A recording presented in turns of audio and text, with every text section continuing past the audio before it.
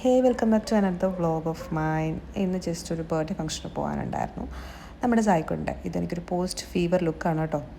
നല്ല ഫീവറായിരുന്നു. അതിനുശേഷം നമ്മൾ ബർത്ത്ഡേ വീട്ടിൽ ചെന്നപ്പോഴത്തേക്കും ബിരിയാണി സെറ്റ് ആയിരുന്നു. അങ്ങനെ സായിക്കുട്ടിൻ്റെ ബർത്ത്ഡേ നമ്മൾ സെലിബ്രേറ്റ് ചെയ്തു.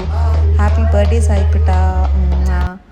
ആൻഡ് ദെൻ നമ്മൾ ഒഫീഷ്യൽ ബിരിയാണി ടൈം. ദെൻ അത് കഴിഞ്ഞ് ഒരുപാട് സമയം ചില്ല് ചെയ്തതിനു ശേഷം നൈറ്റൊക്കെ ആയപ്പോൾ പുറത്തോട്ട് ഇറങ്ങി. ആൻഡ് എനിക്കൊരു ചായ ബൺമസ് കഴിക്കാൻ തോന്നി. അങ്ങനെ നമ്മുടെ മെയിൻ സ്പോട്ടുണ്ട്, ഇപ്പോഴത്തെ ഒരു റീസെൻറ്റ് സ്പോട്ടാണ് നമ്മുടെ കഴക്കൂട്ടം ഏരിയയിൽ.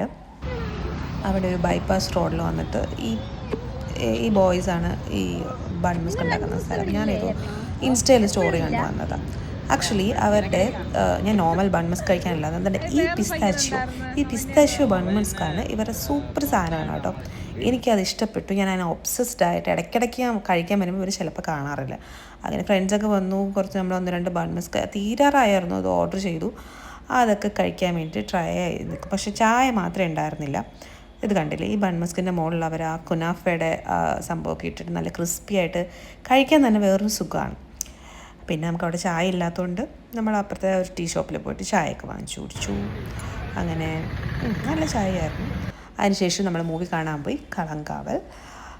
നല്ല മൂവിയായിരുന്നു. കുറേ റിവ്യൂസൊക്കെ കണ്ടിട്ടാണ് പോയേ.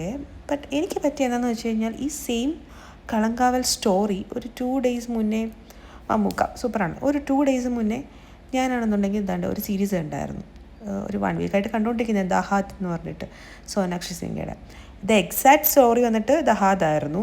ബട്ട് മലയാളം വേർഷനിൽ വന്നപ്പോഴത്തേക്കും എന്തൊക്കെയോ കുറേ ചേഞ്ചസ് ഉണ്ടായിരുന്നു. ബട്ട് സ്റ്റിൽ ഗുഡായിരുന്നു, കുഴപ്പമില്ല. അതിനുശേഷം നമ്മൾ വീട്ടിൽ പോയി. ഓക്കെ.